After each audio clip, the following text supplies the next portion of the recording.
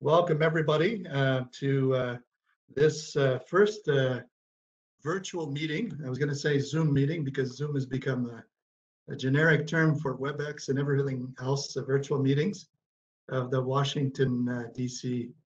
chapter.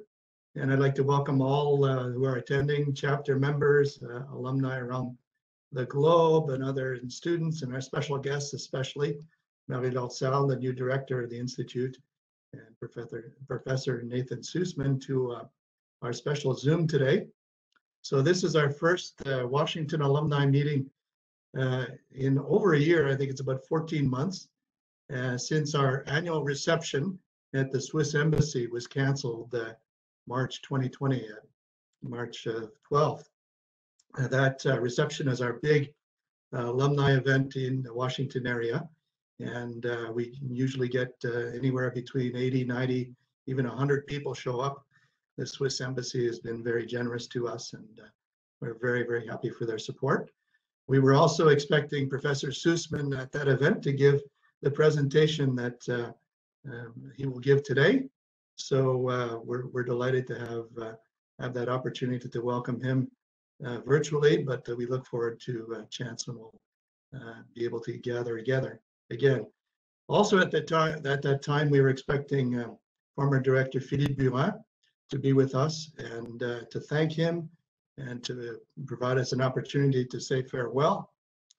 Professor Burin, Director Burin, was a very special friend and great supporter of our chapter over the years, having visited us many times, if not each and every year, and supported our efforts for ideas for enhanced alumni networking and alumni events, which led to the creation of the chapters and led to the big alumni reunion in Geneva every year, among other things.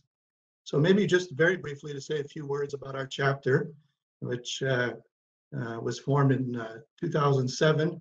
The second chapter to be formed just after that was all made possible. And to highlight two activities that we continue to do. So one is our chapter scholarship that we formed in 2009, and we were the first to do that and continue it till today, in our 11th year, and we've raised over $100,000 over those 11 years, about $10,000 or so every year, which is matched by the foundation called the Friends of the Graduate Institute here in the US. This year's winner is Kulani Bendroth Das, who is a PhD student in international relations and political science. She's working on the influence of artificial intelligence and machine learning on human security. She was born in Sri Lanka, and she's a German national, and she's been a professional graduate professional at various UN agencies in Geneva and around Geneva, and she's a former graduate of Princeton.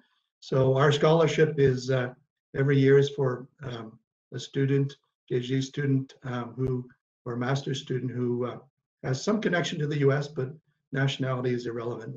The year before, we had a young man from Kenya. So this year, the innovation is that you have to make your contributions directly on the Institute's website, the alumni website, where there's a little entry for chapter scholarship, Washington chapter, and others. So we're delighted to help support our students and the Institute in this way. The other one I'd just like to mention also is we're coming near the end of a course that we teach at the Institute. About 10 alumni from the IMF and World Bank and OECD and a few other places, current and former Washington chapter alumni members, teach a course on the economic policy in developing and emerging countries, a practitioner's view. And we do that every second year, although we'd love to do it more frequently, but we enjoy very much doing that every second year. And I'd like to salute Corinne Delechat, who is the originator and launched the idea and manages this effort every year. So thanks again, Corinne.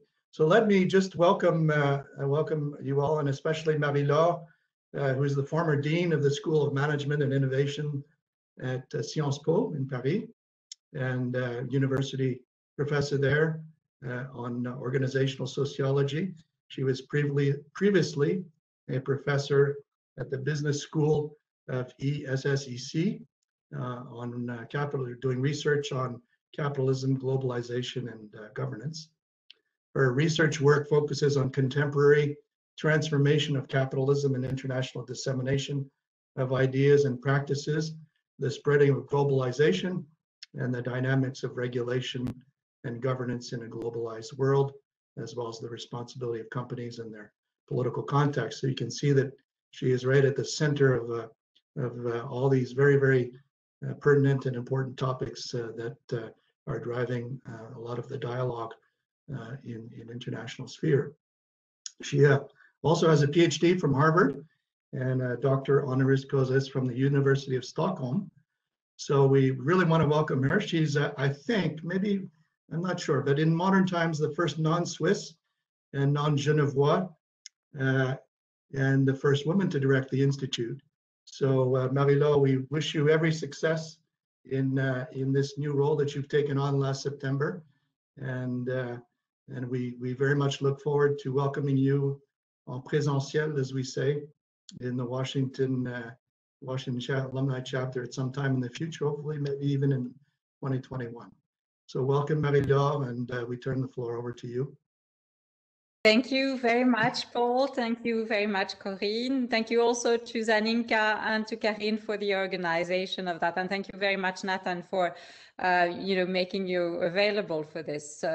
A good morning, I guess, or good lunch time, I guess, to all of you.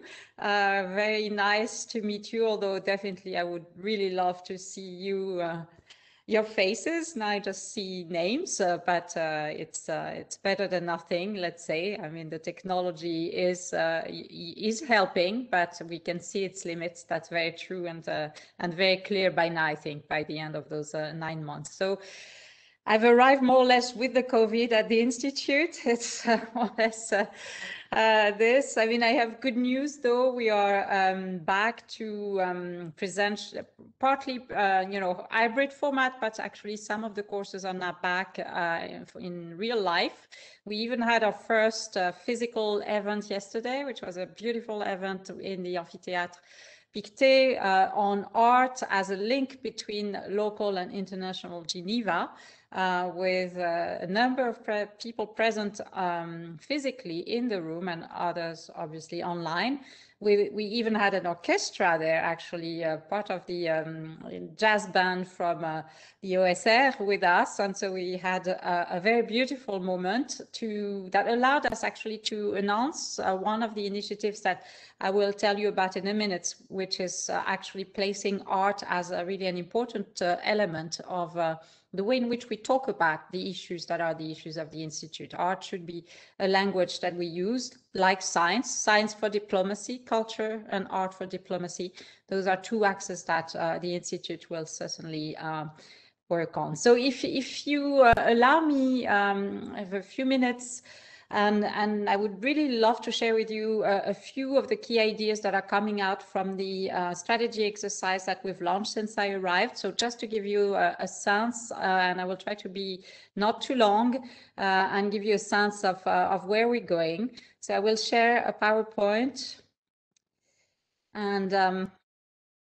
and we'll, as I say, I will certainly not do, not spend too much time, but try to give you a sense. So you know who we are. You know that we are, I'm very proud of this, the oldest academic institution in the world that is entirely dedicated to international governance and development issues. And I would add general international affairs there too, obviously. And we are going in 5.5 years from now to turn 100, which I think should be something that we all have in our mind.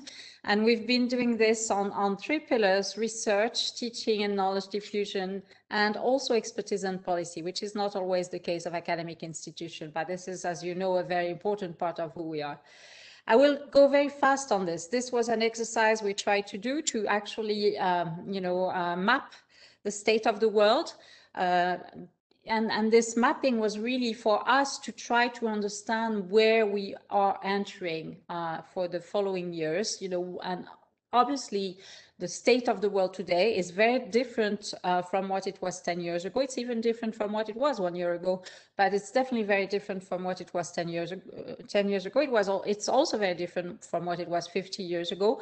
And since we are so closely associated and connected with the world as an institute, we obviously have to redefine who we are depending on how the world is moving. So I'm just only, underscoring some of the issues and challenges that we identify as relevant to us. Obviously, the issue of global sustainability is very core and very key to us.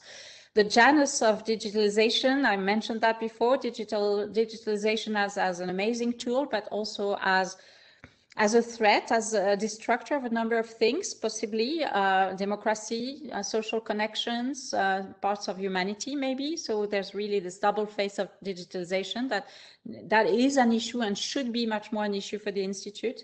The question of battered and threatened democracies, which I don't need to expand on. And another key issue and challenge, which I think we've lived in our bodies and soul over the last 9 months, is the need to reaffirm what is special about humanity, about social links, about connections, about emotions, about art, about all those things that we've missed so much over the last month.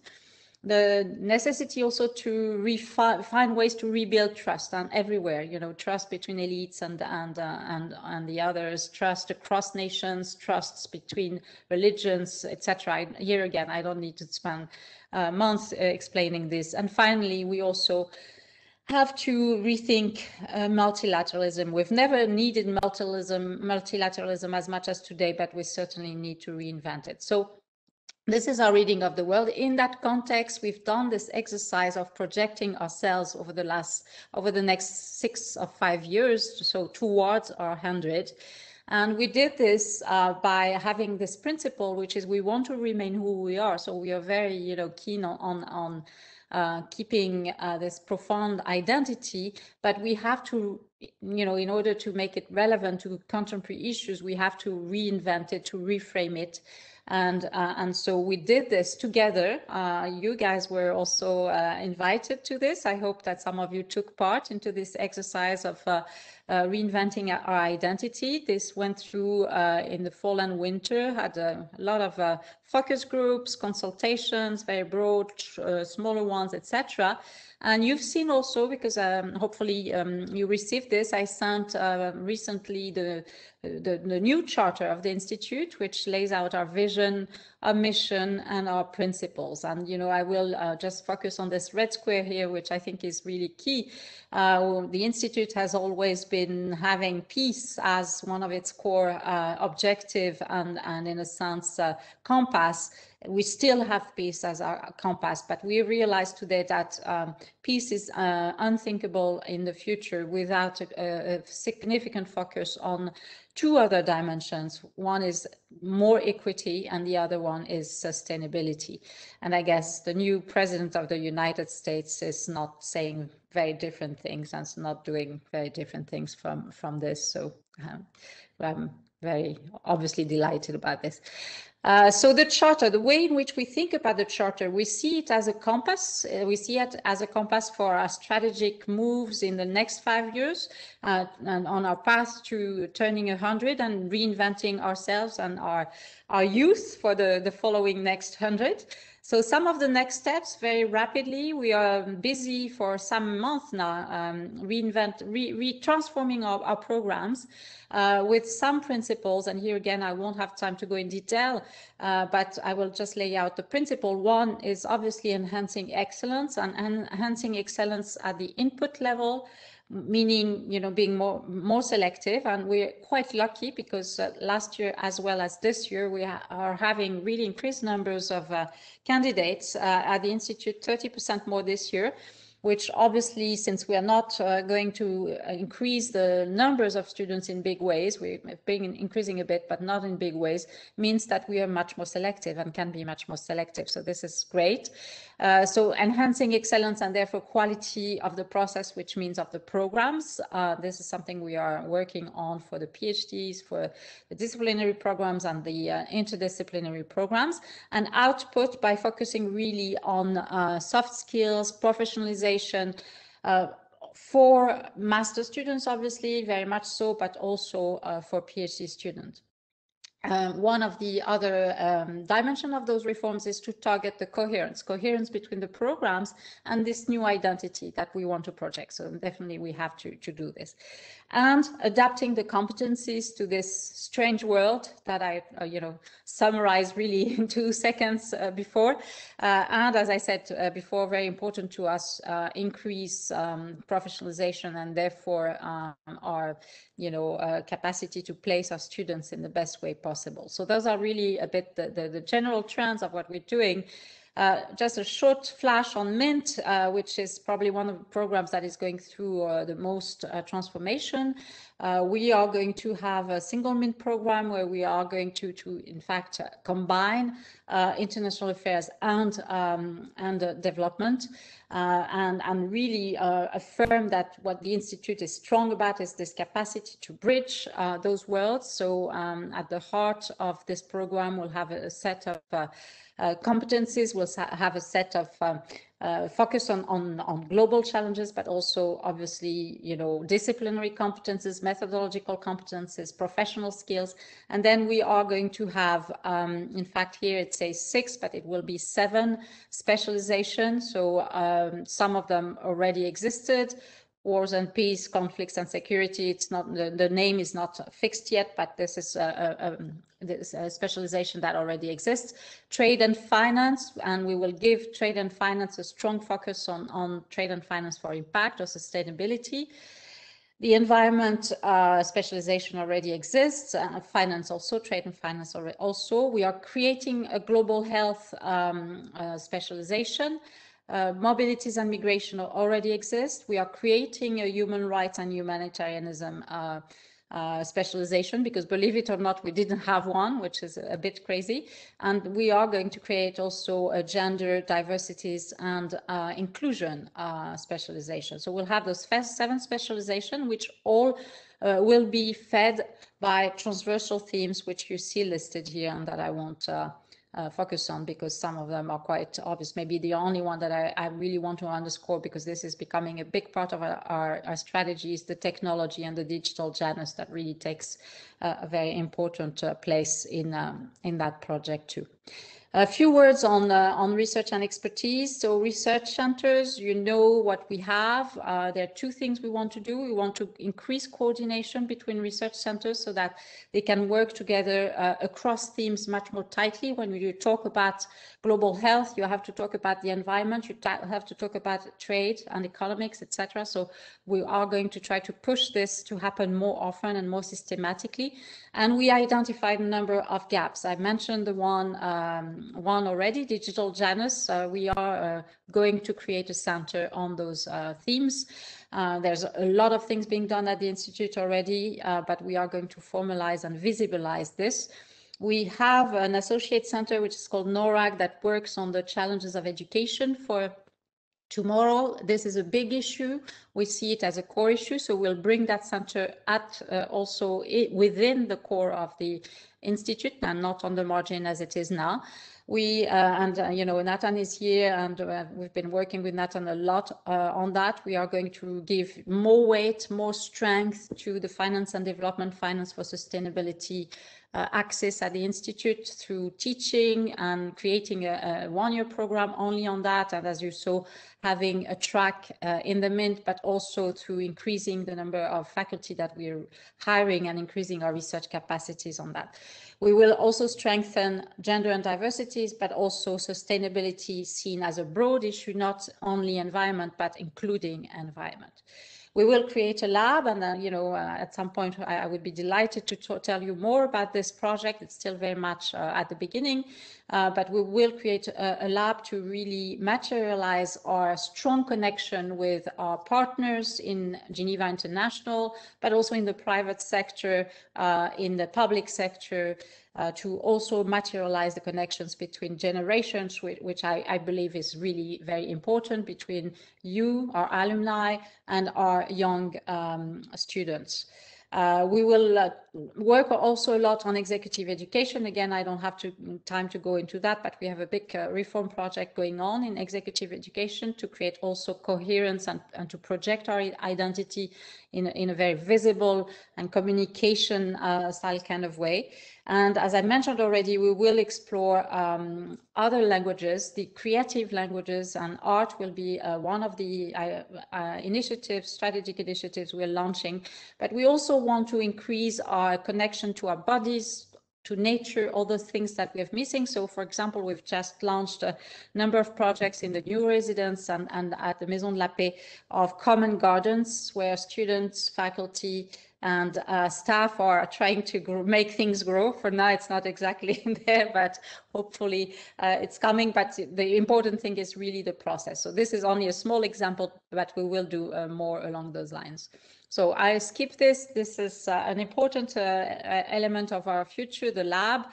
The outreach and the communication is important for us. We need to also go towards some regions where we are not present enough. One is Africa. We know that for a long time. We have to go back to Africa to be much more present and visible there.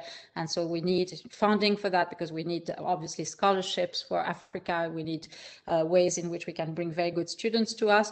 Well, Switzerland is a kind of a missing region for us. So we want to increase our presence in Switzerland, particularly with very good Swiss students. And we are also working a lot on what I call our structured and strategic outreach, which is really creating bridges in a very systematic kind of way with our key partners, key international organizations, obviously, but also Geneva Finance, which is becoming a huge partner for us, and a number of other partners that we are really working with, strategic planning for a few years in terms of what we will be doing together. And as I mentioned already, and hopefully, we'll make obviously a big splash in 2027. But before that, what we want to do is from 2022, so next January, towards 2027, have a series of events that will celebrate who we are. So revisit our past, revisit our intellectual past, revisit the Institute, who we've been through the decades, and really moving towards this final big celebration of our 100 years with this new strategy that by then should be really fully at work, and a new and still the same institute. So thank you very much. And I'm really looking very much forward to working with all of you on that. Thank you very much, Marie-Laure. That's a very rich agenda and ambitious agenda, but we know the energy to carry it through to 100. So we thank you for that. I'll turn it over now to Corinne, who will introduce Nathan, and then we'll get to his presentation. Thank you. Thank you, Paul. I'll be very brief, and then I want to thank Marie-Laure for your inspiring words and the new fascinating strategic vision for the Institute. Personally, I'm particularly glad to see the full integration of the development dimension within the Institute's mission, because it's really key to achieving your objectives of peace, equity, and sustainability. I mean, so really looking forward to seeing that new vision in action. Hi, everyone. It's great to see so many people connected today, and particularly from chapters beyond the Washington chapter. So maybe this is one of the perks of the virtual world, and we'll enjoy it. My name is Corinne Delechat. I'm a member of the DC Alumni Chapter steering committee, and now working at the International Monetary Fund. Today, I have the honor and privilege of introducing Professor Nathan Sussman. Professor Sussman is full professor in international economics and the Pictet Chair in Finance and Development, as well as the director for the Center for Finance and Development since September 2019. His fields of expertise are monetary and financial economic history, and he has written numerous articles and co-authored a book on emerging markets and financial globalization. The topic of Professor Sussman's lecture today, Can Finance Reduce Inequality? The Global Savings Glut, Finance and Development, is very timely, as the COVID-19 pandemic has increased inequality worldwide, hitting the most vulnerable ones in the hardest of all countries, but more particularly in low-income countries. At the same time, some groups of the population, particularly in advanced economies, see their retirement income dwindle owing to the unprecedented period of very low interest rate. So today's lecture will show the incredible potential for global growth, poverty, and inequality reduction of investing advanced economies' assets in the growth potential of developing countries. These are unprecedented times, times of a crisis like no other, and they require innovative solutions to think out of the box to build back better. So in Nathan's own words, the present juncture presents an opportunity for the sake of the world's future that we cannot afford to miss. So Nathan, over to you. And if we have time at the end of the presentation, there will be a Q&A session. So feel free to put your questions in the Q&A box, because I will not be able to see the chat, and I will take the questions after the presentation. So Nathan, over to you. Thank you, Corinne, and for the introduction, and Corinne and Paul for the invitation to speak virtually to all of you. And thank you all for taking time off your lunch break, I guess, for the most part, to listen to this talk. So I'll start sharing and hopefully.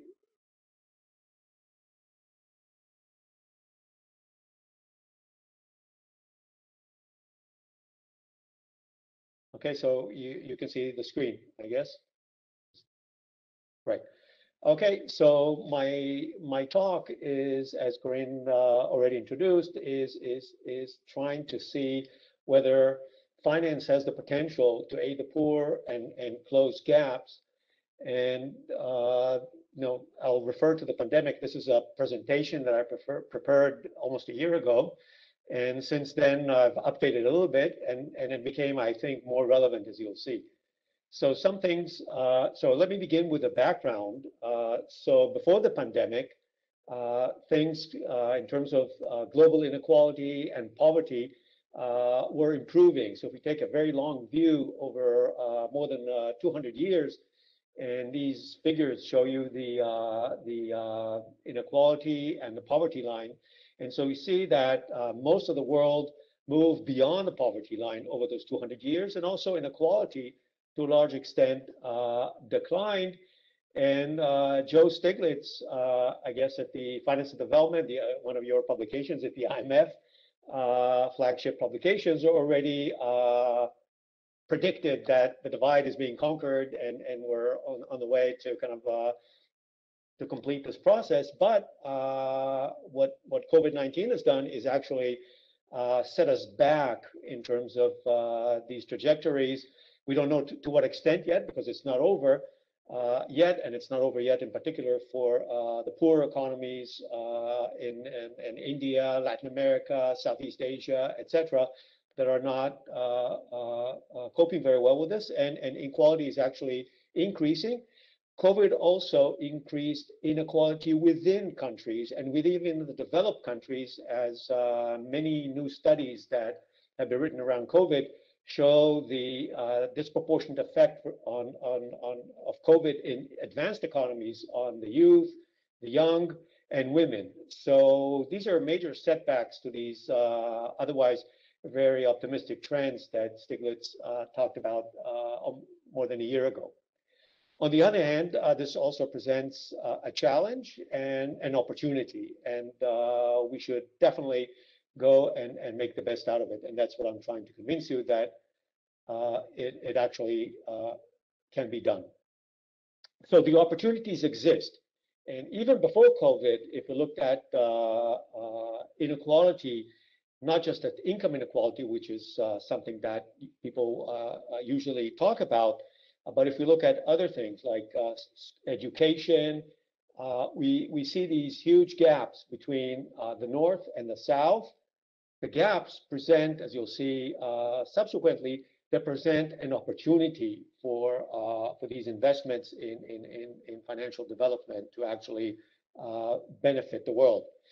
So let's take stock, first of all, of the situation right now, or the situation as it has been for the last few decades. So a good starting point is Thomas Piketty's book, Capital, which is probably, I don't have to introduce it, it's a bestseller.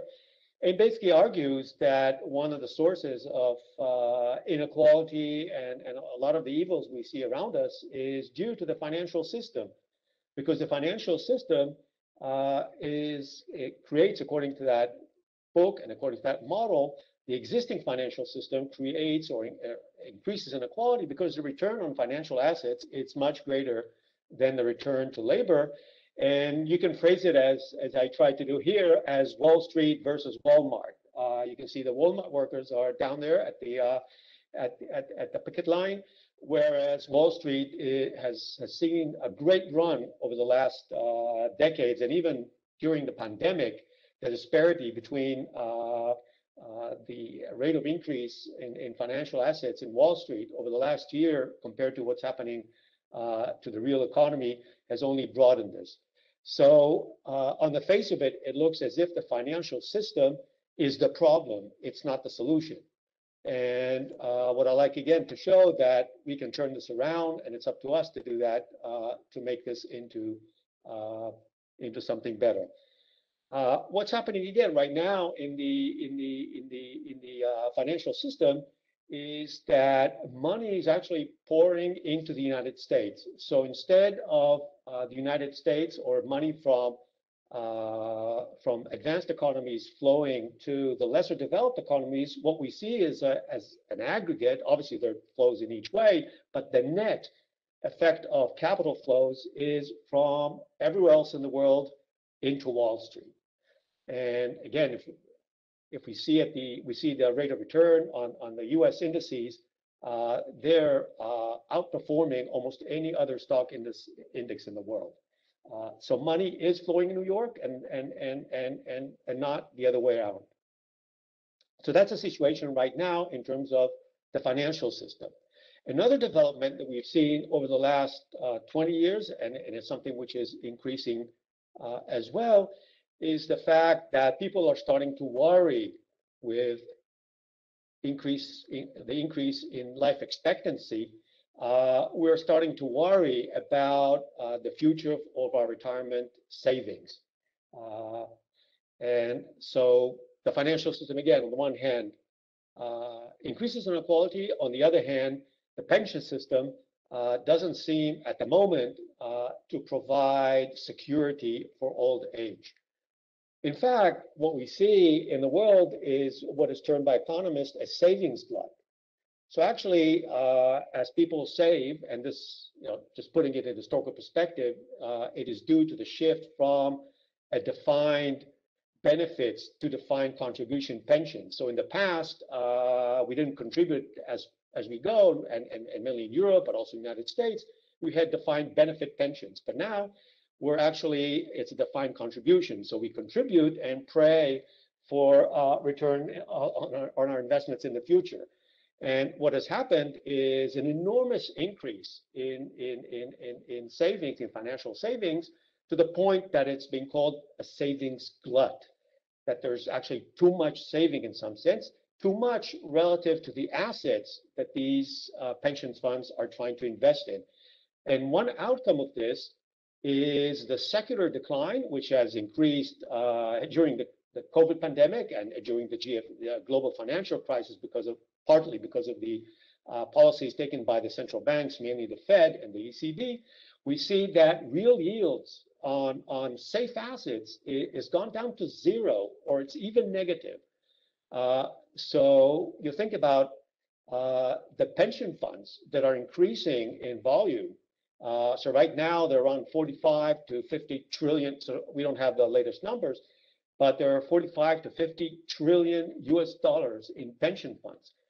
And in the US alone, that's for 2019, $33 trillion in pension funds. And those pension funds are chasing these assets, safe assets, as I've shown you before, like US bonds and European government bonds, etc., that deliver almost zero return.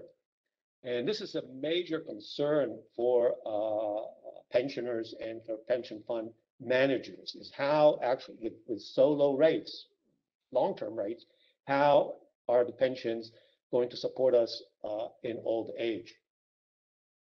Just a breakdown of, again, of these, of the major players in this. So it's not every country, and some countries are obviously smaller than others. So the United States is a giant, obviously, in this, because defined contributions started in the United States and spread to other countries, but other countries are joining in. But even Switzerland, the home of the Graduate Institute, is a major player with this is 2019, $1 trillion worth of pension fund assets in Switzerland, and you can see the breakdown here. So what's the solution of all this? How do we solve this pension fund glut? And how do we, on the way, also remedy what the financial system has done or continues to do in terms of increasing inequality in the world? So the solution, and I'll go to that in more detail soon, is actually to invest part of the pension funds in poor countries' growth potential. So whereas the real yield on safe assets and growth in the advanced economies is very slow, the potential for growth in poor countries is extremely high. So this table, which is based on pre-COVID data, and I mean, we don't have the new data yet, but believe me, it got worse, or, I mean, the numbers deteriorated, it didn't improve. And what we see in this table is that, say we take the poorest countries like Niger, Haiti, etc. So at the current pace of things, they would close the gap with middle income countries. We're not talking about closing the gap with the United States or Switzerland, just with Latin America, with the sort of the economies of Latin America would take them hundreds of years, some of them, and others decades at the current pace.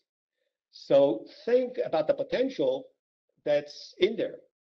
If we just speed this thing up, there are huge returns that could be available in this world. Now, this is the picture, and then you might be saying, I guess all of us have pension funds, and all of us, and at least some of us, me in particular, are close to retirement, and we're asking ourselves, what's in it for me, right? You know, so you're talking about this potential and saving gluts, but how do I benefit from this? And I think part of the new approach in finance and sustainable finance for impact, is actually not to say let's invest in projects that don't yield a return and help the poor and do it out of philanthropy, but let's invest in those countries where we have potential. And as investors, we'll also realize gains, but at the same time, we will be helping sustainability, we'll be helping to close gaps in a financial inclusion, inequality, etc. So, but without addressing in the what is it for me thing, it's really hard to motivate currently asset managers to shift their investments to where potential to where the potential is. So what's the potential? What's the growth potential? So what I'm doing in this figure is comparing. On the left, you can see the historical term year return on pension funds investment for the entire countries of the OECD. So it's an average of pension funds in OECD economies. And you can see that the 10-year annual return is something like 3%. That's real, 3%. And that's the 10-year historical. If we're looking at the 30-year US real bond, the index bond that offers real returns, as we've seen before, it's almost zero. Now, if somehow we can invest in low-income countries, and we can recoup that investment, and that investment is successful, then we're looking at, so I have two scenarios here, a scenario where returns are higher and one are lower, And what we can see is that they're ranging between 5 and 11%. So these rates of return are double or quadruple that of the historical OECD pension funds rate of return, and relative to the US bond, I mean, they represent enormous gains. So the potential is there. So how do we close this potential? So as I've shown before in the introduction, looking at the movement of money to Wall Street, currently FDI, which is the foreign direct investment, there's a mismatch between where the money is going to and where let's put it that way, where it's needed in terms of realizing development goals. And this figure shows you that the FDI is largely going to developed economies. So 64% of all foreign direct investment is invested in developing countries, and whereas these countries represent only 19% of the population. So on per capita terms, broadly speaking, you can see this discrepancy. And if we look at at Africa, for instance, they're receiving only 3% of global financial direct investment or foreign direct investment, and they represent currently 14% of the world population. So money is currently, in the current system, is flowing mainly to the rich countries and where population is relatively small compared to the developing world. So this is the current situation, and the question is, can we remedy this? And I appreciate that all of us are skeptics because we have the system that's been working for so many years and hasn't delivered on development as much as we would have hoped for. And we're skeptical that this can be done because we say there's corruption in third world, how do you group investment, institutional issues, and there's always saying why not. So when we come and discuss these things, the first thing is people are saying, why not do this? Or instead of why do this? And as I put here on the slide, the only bad workout is the one that you didn't do. So just start doing something and then we get along. So in a way to overcome this skepticism is actually to invest. But I guess you're probably not convinced, right? Because otherwise this thing would have been done already. So yeah, you ask yourself, okay, so I might do that one sit up or something, but is it going to help? Can this thing be done? So I would argue it can be done. And to give you some perspective, again, going back to the assets that pension funds hold. So pension fund assets right now this is 2019, and it's probably increased quite a lot since then, are holding $45 trillion of assets. And now I'm comparing this to the total annual capital formation in all the universe of low-income countries. You put them all together, and it's currently $250 billion. It's a small fraction of all these assets in the pension funds. If you look at not at capital, but at human capital, at education, we have similar numbers. So again, a small fraction of total pension funds is actually what is currently invested in all lower income countries. So it's not like we have to transfer the entire 45 trillion to Africa. If we just take a small percentage of this, it would be a huge boost relative to what is happening right now. And that's why I think it can be done, because you don't need a radical change in investment portfolios or investment strategies, only a minor shift in terms of the current assets of pension funds. So here I'll wear for a moment my economic historian hat and show you that in a previous incarnation, more than 100 years ago, this was done. And what I'm showing you here briefly is based on the book that I co-authored with Paul Amaro from the IMF and Yishai Yafe from the Hebrew University, where we discussed financial globalization in the end of the 19th century. So in the end of the 19th century, we were in a similar position. If we look at the graph in the middle, the yield on the safe asset, which was then the British consul, was a British government bond, was something around 2 to 3%. Whereas the yield, average yield on a portfolio of emerging markets in the 19th century was about 8%. Remember the figure I showed you before about returns of 8%, 5%. I mean, they're not imagined. I mean, I didn't imagine them. I calculated them, but they're also comparable to historical returns on these portfolios.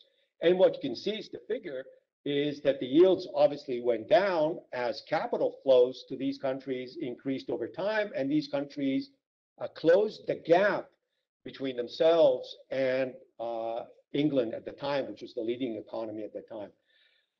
If we look at on the right, this is just a snapshot from The Economist almost 110 years ago, and it's small print, but every single independent country of the time and almost a large subset of all the colonies at the time had access to the capital markets in London and could borrow. So even Asian countries that were independent, like Thailand, so these are not just colonies. These were all the universe of independent countries had access to capital markets, something that we don't have today. And this was done more than 100 years ago. Again, this is just a snapshot of a portfolio in 1914 on the eve of the First World War. And what you can see in this figure is that, again, I'm not going to go into all the numbers here, but what you can see is that a substantial investment, so in substantial parts of that portfolio were invested outside the developing countries. And again, recall the figure I showed you before, that today it's the other way around, that all the money's flowing to Wall Street. Most of the capital flows are to developing countries. And historically, this was somewhat opposite. 51% of total FDI in 1914 went to, got that wrong, 50% of FDI went to the countries which we were not developed, and 9% went to Africa. Recall, 3% go to Africa nowadays, and the population in Africa was much smaller then than it is now. So this is the historical composition. Let me skip this, and for the sake of time, and now you're asking yourself, okay, so I'm showing you history, and how does history relate to the future? There's this big tendency to look back into history and have what we call lessons from history into the future, and the question is, I mean, obviously we don't replicate the 19th century world. We're living in a completely different world today. So we want to do something, we want to borrow on that experience. That experience shows us this can be done in an age with no internet, no smartphones, no fintech. It was done. But how are you going to do it today? So basically, we can think of two avenues. One of them is, I think, more well-traveled. It's not traveled enough, but it's already beginning to be well-traveled, is what we call the green revolution, the green energy, the renewable energy revolution. So if in the past infrastructure was railways, infrastructure now is renewable energy. In the same way that British investors and French and German and so forth invested in railways throughout the world in the 19th century, we can do this now with renewable energy. So, and this is something that's already taking place, but there's huge room for expansion in this, and we can really pass over these hurdles that exist right now in terms of this. Okay, so that's one thing is infrastructure. Another thing is financial inclusion and the access to the financial system. So this is something that also is rapidly changing and can facilitate investment, not only in infrastructure, but in small businesses and businesses throughout the world. So we have infrastructure, we have businesses, and there's an increase in this dramatic increases, which is facilitated by digital finance, which made this possible. And again, we're just starting to see the effect of these things. I mean, the potential there is huge. So it's renewable energy and fintech. So I think these things are not big news to all of you, but there are certain things we can build on and expand significantly. What I'm going to talk about in the last couple minutes of my presentation is maybe a little bit newer to some of you, is the investment in children, in our children, or in others' children as well.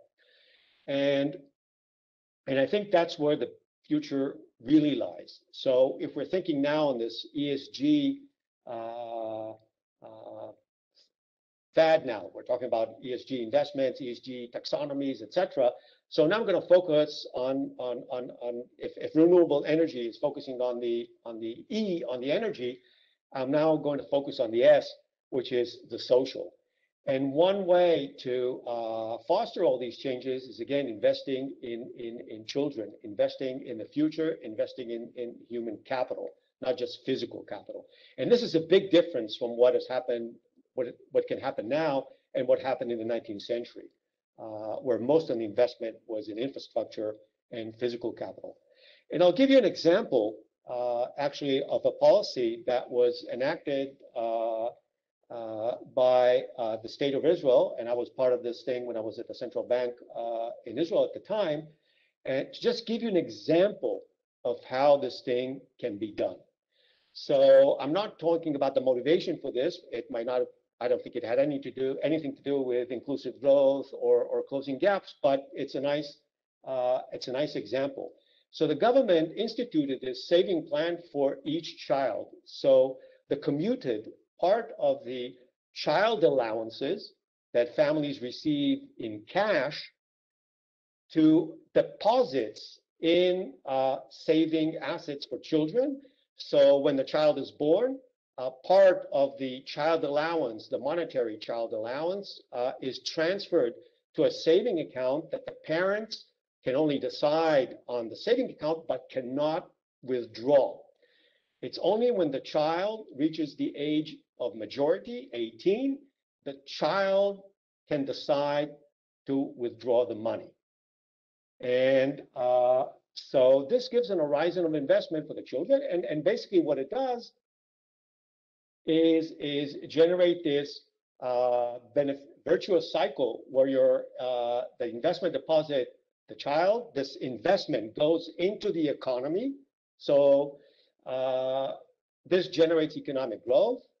The children that are holding claims on these saving assets share in the increasing wealth of the economy.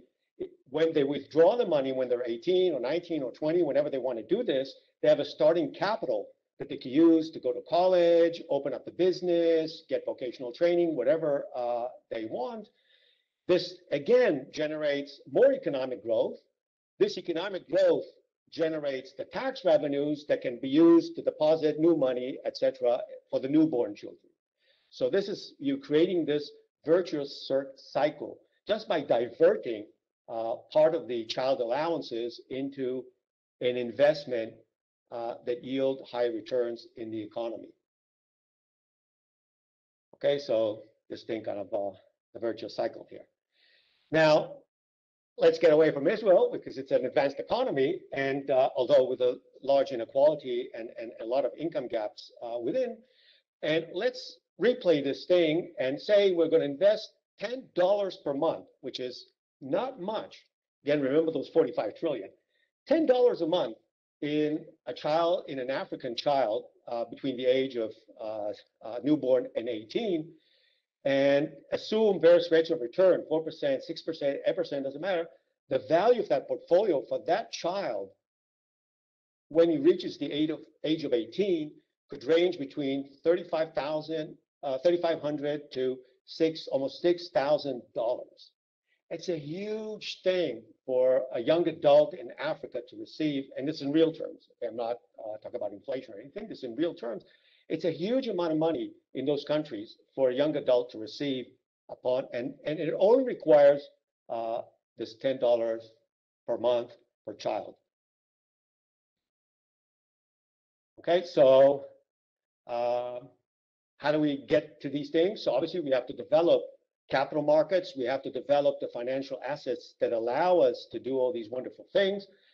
This requires regulation. And finally, we also have to be sure that we measure the impact of these things, and these things have actually a positive impact in terms of the goals we want to achieve. So thank you very much for your time, and I'm happy to take questions. Thank you, Nathan. This was really a really fascinating presentation and really thinking out of the box.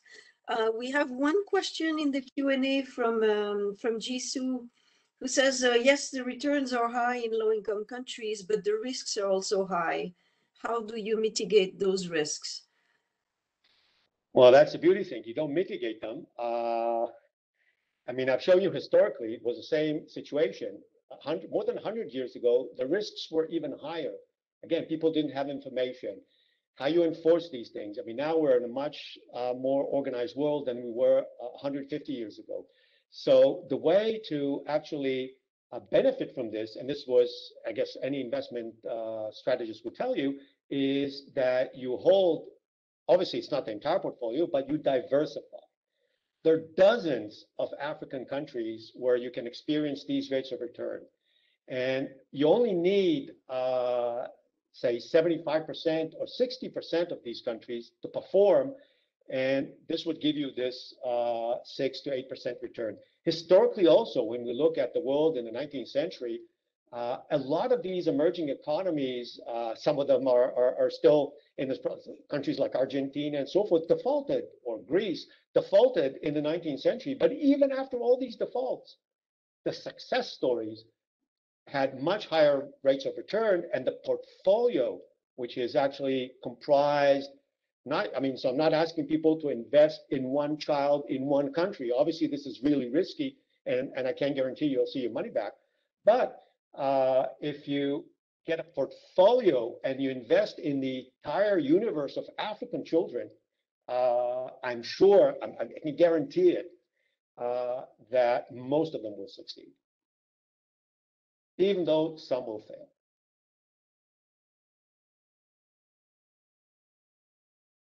Thank you. There's another question by Boris. Why is the hype about Grameen banks gone? So do you have anything to say on that one? Can you repeat the question? Why is the hype about the Grameen bank gone?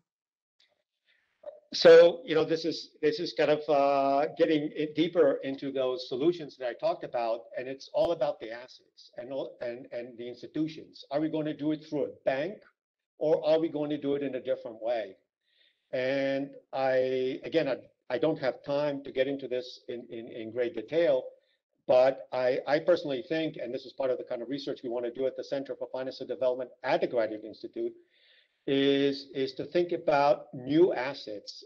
Banking is not the solution. It's borrowing. Again, what the banks do, the banks lend, and people take the money and borrow. And I think it's really risky and for individuals in poor countries to borrow, because they have to repay the debt. And the burden of debt is something that not all of us like to be in, especially if we're starting out very low. So some people are really entrepreneurial and stuff like that. They really like to take risks. But if you want to borrow to go to school or borrow to go to universities in those countries, and you're not borrowing to go to the Harvard Business School, where when you get out, you get these six-figure salaries. You're borrowing for basic education. Then this is very risky, and I think that this is not the solution.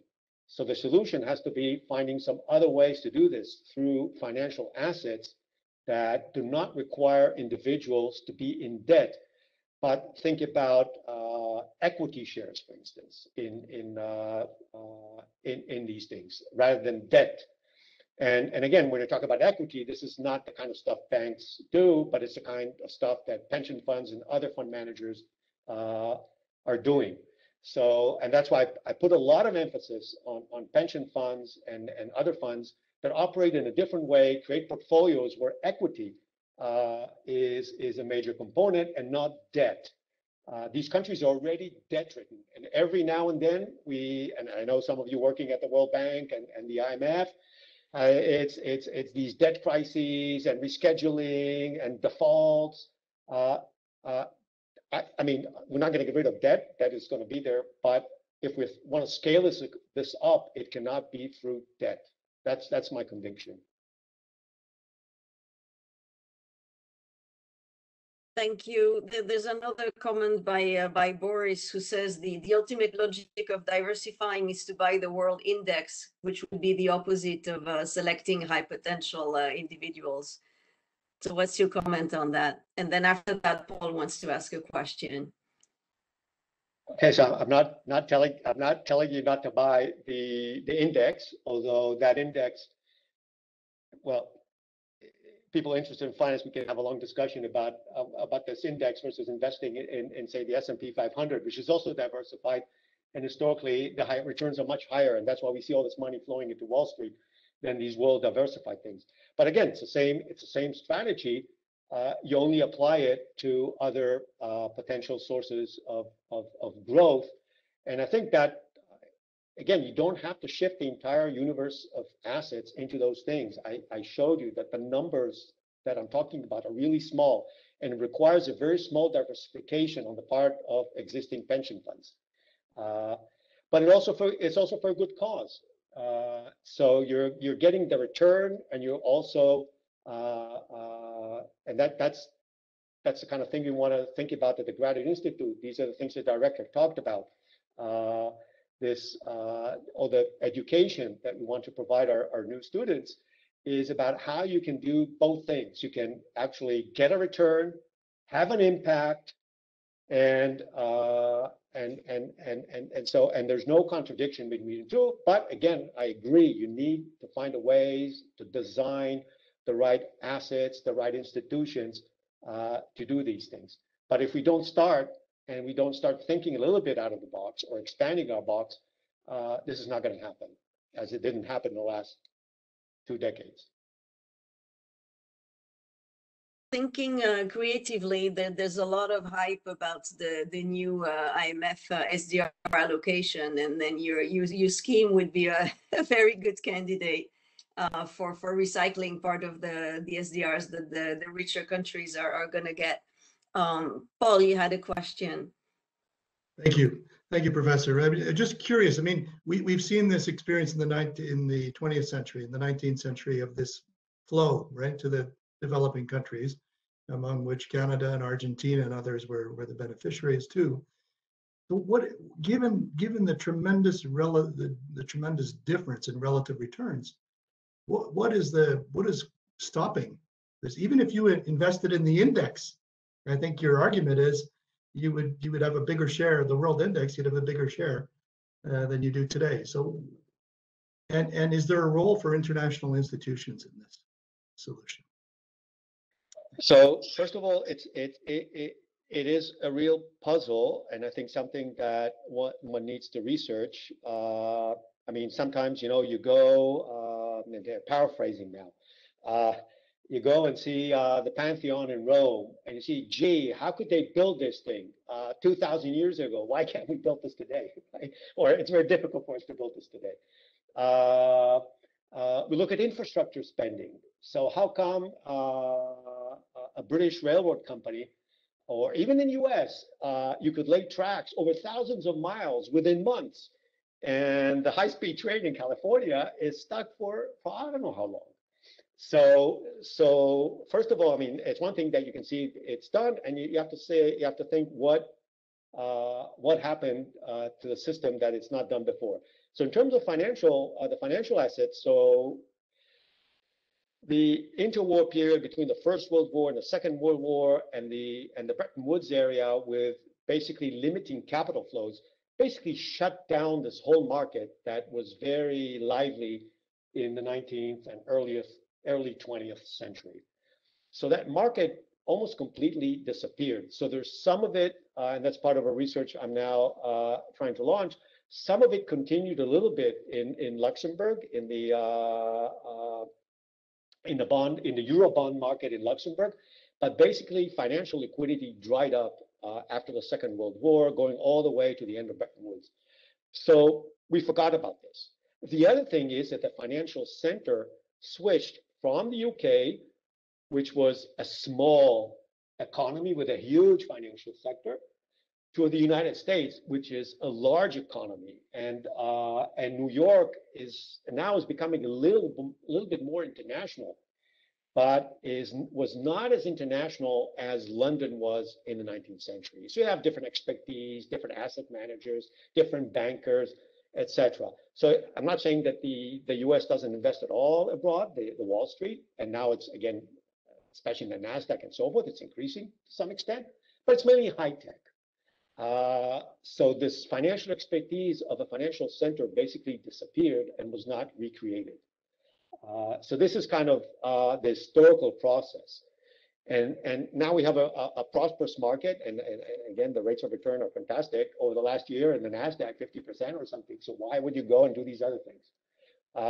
So I think that's kind of what I tried to show, that the emergence of Wall Street and the success there is part of the, it's very nice, but it's part of the problem. And there's no equivalent London in terms of international orientation as was in the 19th century. And again, this requires assets, regulation, expertise, the institutions, the type of banks, and etc.